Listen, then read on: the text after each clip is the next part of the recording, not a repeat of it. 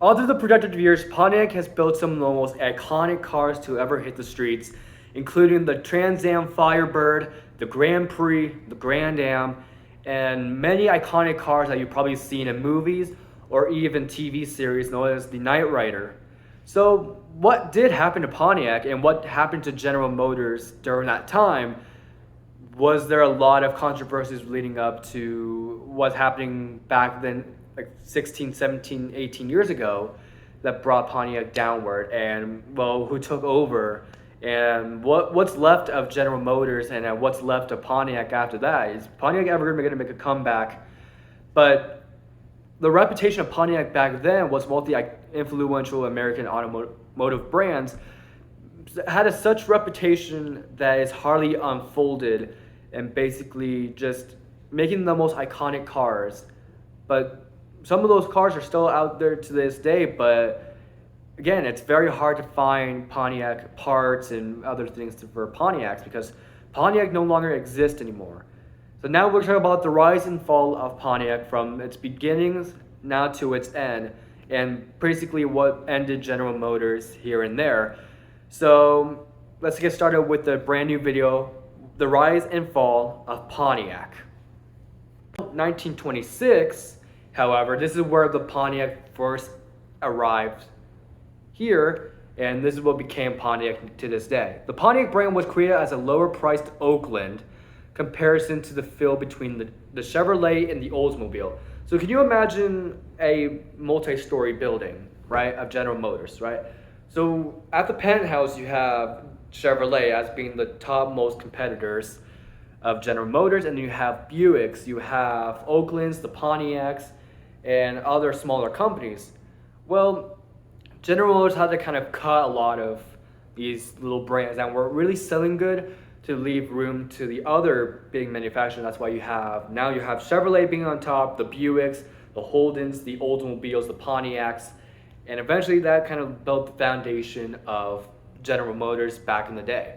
Now, 1932, well, so around let's go to 1929. So this is a little bit of a historic, this is a history video, basically. So the Roaring Twenties. So at this time, the U.S. is dependent on its production of industries, including automobiles and shipping docks. Income inequalities were increasing, and during the decade, more than 60% of the population were lived below the poverty line. Now, the four major causes of the Great Depression were mostly the stocks had crashed in 1929, leaving families without food, money, farming, and eventually droughts. So the 1930s led to the Dust Bowl. A great wall of dust in the eastern plains had left crops being buried and perishing without food, water, or anything to take care of these crops at the time, leading to poorly maintenance of farms because everybody was serving in World War I, especially coming back, and then also other viruses and the flus and a lot of sicknesses going on at that time, where the farms were just left untaken care of and just perishing, leading to droughts, leading to poor maintenance, and eventually that led to the Dust Bowl, perishing crops. So there was not a lot of money for food and trade and basically to supporting the families at the time. So the global economy had crashed in gesture to the hands of stocks on Wall Street. So basically, if you have an economy that's going going up, and then there's a bubble, so when that bubble breaks, the economy just goes down. So as Black Tuesday, the stock market crashed, bank failures, reduction of purchasing across the board, American economic policy with Europe's, Great Depression tightening the grip on the nation. So there's a lot of factors that did lead up to the Great Depression of 1929, eventually leading into World War II, and eventually we won World War II, leading to the economy boosting back up.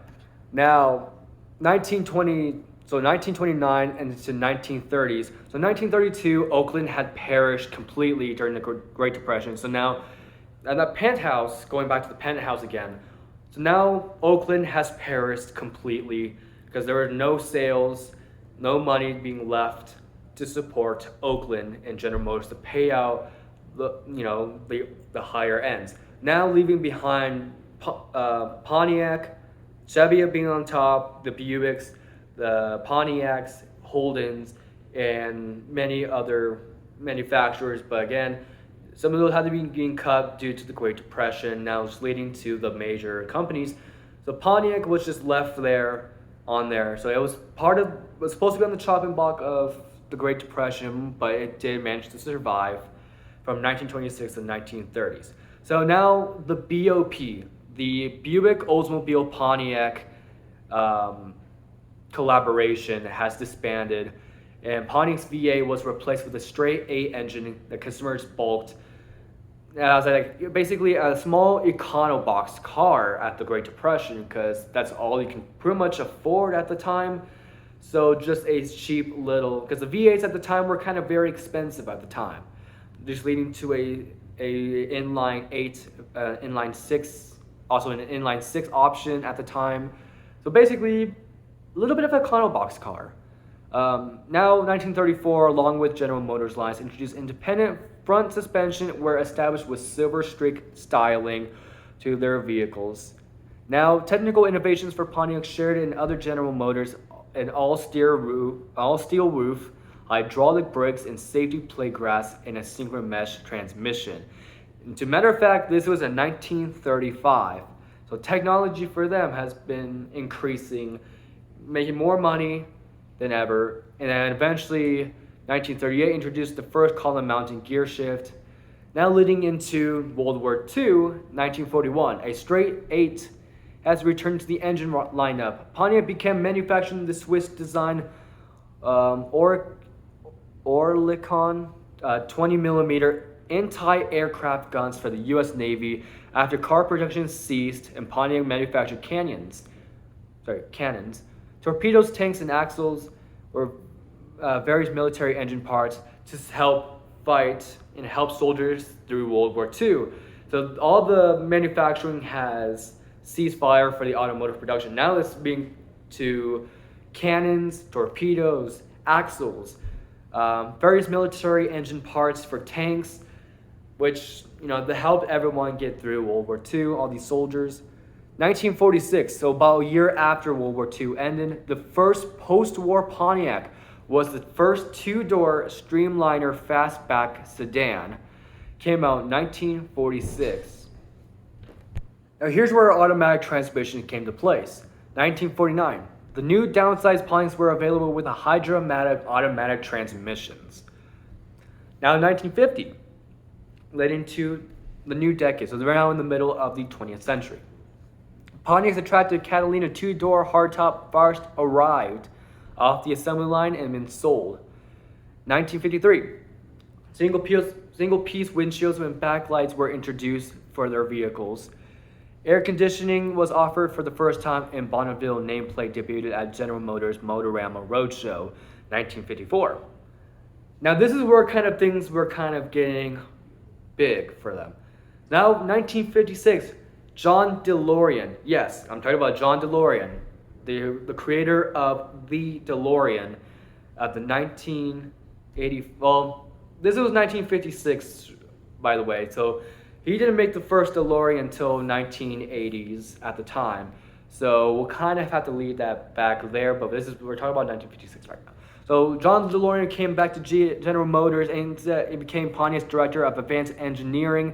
Eventually, again, that leading to making the DeLorean, which was featured in the very first Back to the Future 2, and Back to the Future 3. The most iconic car in the world John DeLorean has ever made. But this is 1956, so this is way before the DeLorean came in. So a roundhouse fading brand, Pontiac's General Motors Sir Simon Knudsen broomed the Indian head logo and silver stripes for all models. A limited edition Bonneville convertible was first launched with a fuel-injected V8 engine. Wide track designed with a new arrowhead insignia were added to the new Pontiacs in 1959.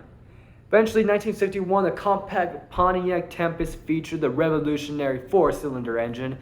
Exactly half of Pontiac's V8 engines a rear-mounted transaxle, and a flexible drive shaft, linking two under Cutson's aggressive leadership and DeLorean's bold engineering. Pontiac became the America's third best-selling brand. Everybody wanted the Pontiacs at the time in 1960s into the 1970s, eventually leading to what became the most iconic brand has ever seen. Now DeLorean became Pontiac's general manager, and eventually now in responses to Ford Mustang success, Pontiac launched the very first Firebird, 2+2 coupes and convertibles. The Grand Prix convertible offered for but 1 year boosted Pontiac's first hidden headlamps. Yeah. So now the GTO become the distinct Pontiac series, and the overhead cam 6 was introduced for the Tempest and the Lemons models in 1966. Eventually the Firebird 1967, and then a stylized Firebird, aka the Screaming Chicken, the most iconic chicken being featured on the Firebird. Was the entire decal over the hood. It was under the Firebird Trans Am models, and that sold like hotcakes. Can you imagine the Firebird? Yeah, the Firebird was huge. Even it was featured in movies. I'm gonna actually look up the movies that Firebird was in. I'm gonna list off all the movies that the Trans Am Firebird was actually featured. 1980, The Hunter. What else? Number 9, The Cannibal, came in 1976. Cannibal. 0 to 60, 1978. The Driver, 1978. Smokey and the Bandit 2, 1980. Thunderbolt and Lightning Foot, 1974. An Eye of an Eye, 1981. Hooper, 1978. Smokey and the Bandit, 1977. McQueen, 1974. These are kind of just the iconic movies that came out with the Firebird, leading to boosting sales. Everybody wanted these vehicles because those things were zippy, they were fun, and actually one of my most favorite vehicles at the time, those old ones, like the 1970s, 1980s, with a Screaming Chicken. That's kind of that's kind of one of my dream cars. Now, suffering through the demise of the muscle cars and the first fuel crisis has desperate Pontiacs introducing the Chevy Vega clone called the Astra. So at the time I'm going to actually look up. This fuel crisis was a series of gas line shortages in the 1970s due to various Cold War era conflicts in the Middle East. This disruption of oil exports caused a massive shortage in the United States, Europe, Australia, and Canada. So the trading of oil was basically tanking as Cold War conflicts and basically civil wars going on in the Middle East. Exports were kind of going very low, leading to a heavy price hike into gasoline, especially the gasoline shortage.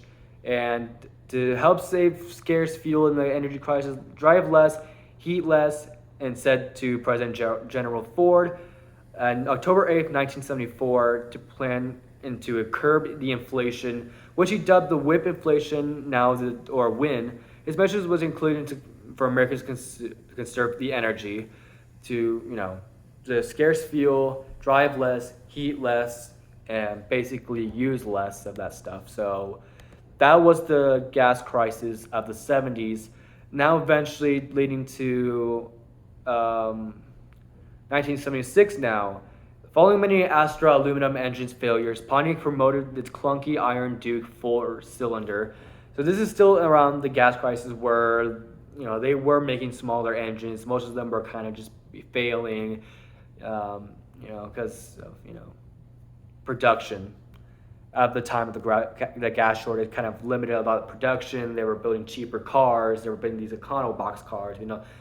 Fuel saving. Consume. Now, 1980, the first front-wheel drive called the Phoenix replaced the rear-wheel drive Sunbird in the teeth of the second energy crisis. So there are another one. Firebird received a turbocharged V8. Smokey and the Bandit Motion Pictures gave the division's performance an image of a major lasting boost in the sales of Pontiac. 1981, the Chevy clone was the The T1000 arrived at the Pontiac showrooms, followed the front-wheel drive J2000 subcabs and 6000 mid-size sedans with available diesel V6, confirming the brand's emphasis on efficiency. So again, this is around the gas shortage. There were two of them, leading to the very first fuel-efficient cars getting excellent gas mileage at that time. Back then, before the gas crisis, these Firebirds were only probably getting about 6 miles to the gallon. Now people out of the gas shortage now, like, they were consuming fuel like crazy. And then eventually, they made some changes. They went smaller, they went more fuel efficient in their vehicles. Now, here we go.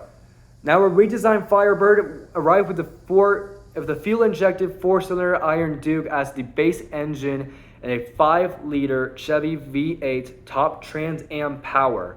1984, 2-seat mid-engine Fiero computer car was surprise hit. 1985, the Grand Am was born as a smaller interception of the Grand Prix. One of my favorite cars, the Grand Am. The vulnerable Bonneville nameplate earned one last stay of the execution of a European-inspired front-wheel drive four-door platform. 1988, the equally vulnerable Grand Prix finally made leap to the front-wheel drive, dabbling in the Asian imports. Pontiac had been selling the Le Mans, the engine by Opel, and manufactured by Korea's Daewoo. Daewoo. So now, here we go to now the 90s, and what eventually led to the decline of General Motors and Pontiac as a whole from the 90s all the way to the early to the mid 2010s and the early to mid 2000s. So here we go. So 1990, we're entering now another decade. Excitement of the divisions of the first minivan called the Transport has arrived.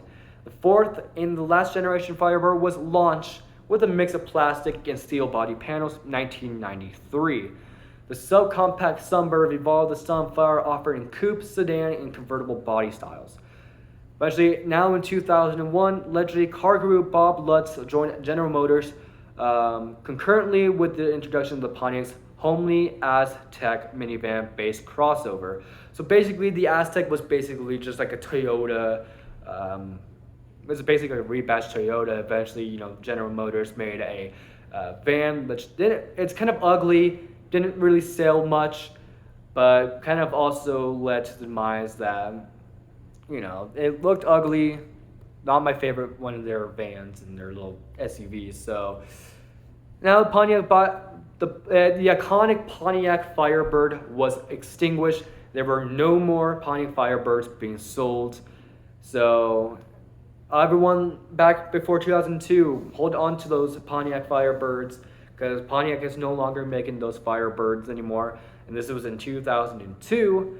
Having missed the SUV boat, Pontiac had slightly restyled version of the Toyota Matrix wagon on its lineup. Basically, that's the Aztec.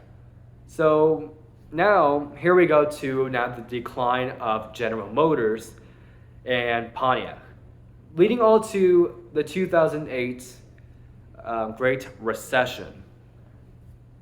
So here we go to the Great Recession. So what did cause this great chaos was economic side. There was a main culprit in the collapse of the subprime mortgage market, defaulting on the high risk of housing loans, which led to a credit crunch in the global banking system and a precipitous drop in the blank lending. So basically, as the economy kind of grew, and eventually now that the pricing of houses, people wanted more, so eventually that led to the crunch and became the Great Recession.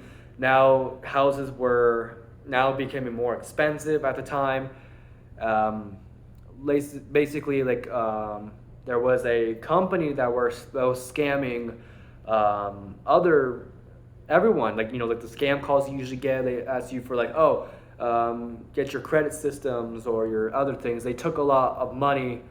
I'm blanking on the name of the company that basically kind of caused this thing, but it's kind of drawing a blank. So they were basically the scam calls you usually get. They just and they stole lots of money from the economy basically, and eventually, defaults in the higher risk of housing loans, credit crunching. Let's see, what else? So optimism led to a moderate spending, especially for risk-loving investors. Everyone from homeowners to bankers believed that the economy would keep growing, but this made traditional risky behavior, aggressive investment, and leveraging strategies plus taking on executive debt seeming safe. So this is where now in 2008, 2009, and 2010 led to General Motors bankrupting. So instead of them bankrupting completely, to save General Motors from being bankrupt, because they already started making crappier vehicles now. So now this is where kind of they were starting to make very crappy vehicles. Now 2008, 2009, 2010, in order for them to stay in company and stay, off the chopping block, they had to kind of cut a lot of production off. Buick was sold to so the Hummer was sold to China, and Buick was also on the chopping block, but Buick stayed. It was so close. Buick stayed so close to being on the chopping block. But eventually, General Motors management announced that Pontiac brand would be pulled out and phased out by the end of 2010. And due to the economy being suffering, and eventually, people were buying economy cars, everyone buying, being efficient, everyone, saving money, basically leading to sales plummeting for General Motors and eventually Pontiac, eventually letting out Pontiac to, unfortunately, close the doors and no longer sell Pontiacs for here on in after 2010. So 2010, there were no more. Pontiac is no longer making cars anymore after 2010. So it's been 14 years since Pontiac is no more. And yeah, so General Motors at the time was at the chopping block, so they had to start chopping up all of these cars and just getting rid of them. Saturn was also was sold and got rid of. Eventually, yeah. So Saturn was taken off. Pontiac, a lot of these General. So I'm going to look up how many cars were. So here's what it did need. So it said it needed $4.6 billion with loans and weeks from the $18 billion already being requested for General Motors, an additional $12 billion in financial support in order to save off the bankruptcy. So in February 26, 2009, General Motors announced its cash reserves were down to $14 billion at the end of 2008. So this was on the chopping block of the recession, and it needed $4.6 billion in loans. Well, in order for them to get that, they had to start chopping off the cars, the manufacturers, and close all their doors. So Pontiac, Saturn, Buick was so close. Let's see, where... So Oldsmobile was finally out. Popularity of relative high profit moderns of these vehicles had a currency Americans, three big manufacturers, General Motors, Ford, and Chrysler, to make them their primary focuses. Let's see.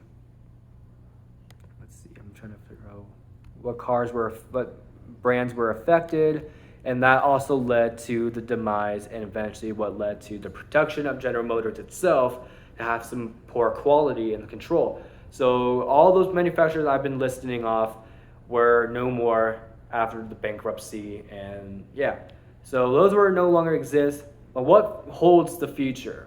Well, not much to say on Pontiac's comeback, but General Motors has already been making crap this whole time. They don't know how to make EVs. They don't know how to make cars anymore. Mary Barra is just someone with a bad decision. It's like, oh, we're gonna have a software. Oh wait, we just fired our software division. Now General Motors is just a very weak corporation, I guess, and it's a very weak manufacturing, sale.